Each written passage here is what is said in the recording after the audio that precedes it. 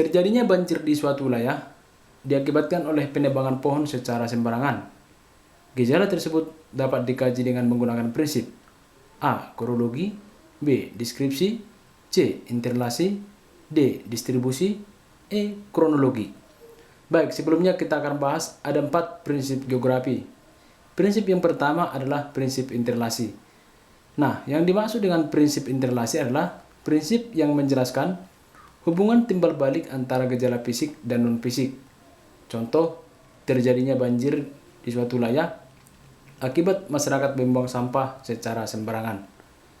Nah, di sini ada hubungan timbal balik di mana masyarakat membuang sampah secara sembarangan. Kata kuncinya adalah sebab akibat. Yang kedua, prinsip deskripsi. Prinsip deskripsi adalah prinsip yang menjelaskan dengan menggunakan tabel, grafik, maupun diagram. Jadi kalau ada istilah-istilah tabel, grafik, maupun diagram, berarti itu adalah prinsip geografi. Yang ketiga, prinsip distribusi. Prinsip distribusi adalah prinsip yang menjelaskan gejala geografi yang tersebar secara tidak merata. Contoh gejala persebaran flora, fauna, manusia, barang tambang, dan lain sebagainya, itu adalah prinsip distribusi yang dijelaskan di dalam prinsip geografi. Jadi ini tidak merata. Yang keempat, prinsip korologi.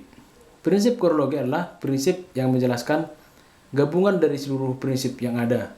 Jadi prinsip korologi ini adalah prinsip yang komprehensif, mencakup semua prinsip. Nanti dijelaskan di situ interlasinya, distribusinya, kemudian gambar-gambar dan lain sebagainya. Itulah yang disebut dengan istilah prinsip korologi. Oke, kita kembali ke soal. Terjadinya banjir di suatu wilayah diakibatkan oleh penebangan pohon secara sembarangan.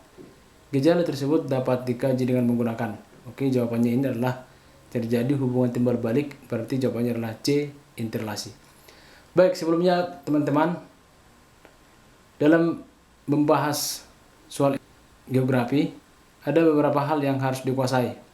Yang pertama adalah hakikat geografi. Nah, hakikat geografi ini terdiri dari prinsip, aspek, pendekatan, dan konsep. Prinsip geografi ada 4, tadi sudah kita jelaskan. Kemudian aspek geografi ada 2, pendekatan geografi ada 3, konsep geografi ada 10. Nah, kemudian materi berikutnya adalah litosfer. Nah, di litosfer ini biasanya ini berhubungan dengan jenis-jenis batuan, gerakan lempeng tektonik, tenaga pembentuk muka bumi seperti tenaga endogen dan tenaga eksogen.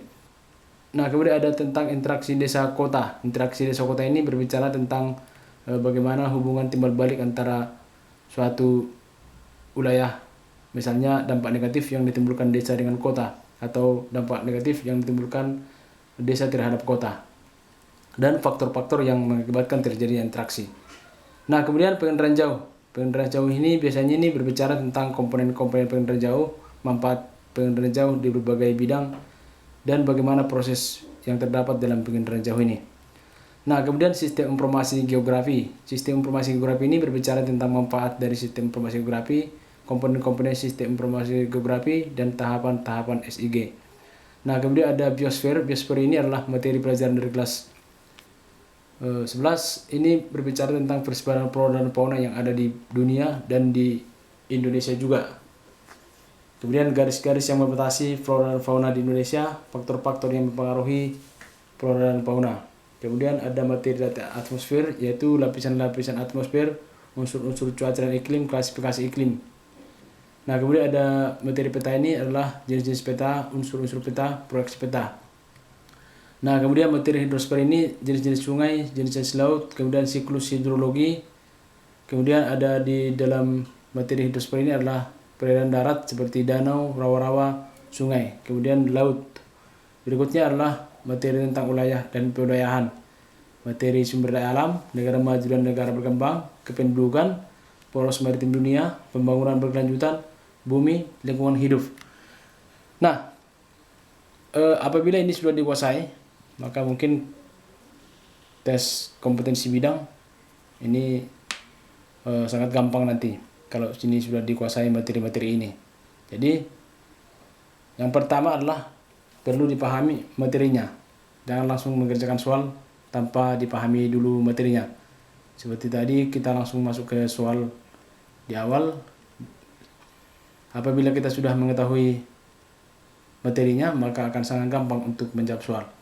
Baiklah, kita akan bertemu di pembahasan soal-soal berikutnya.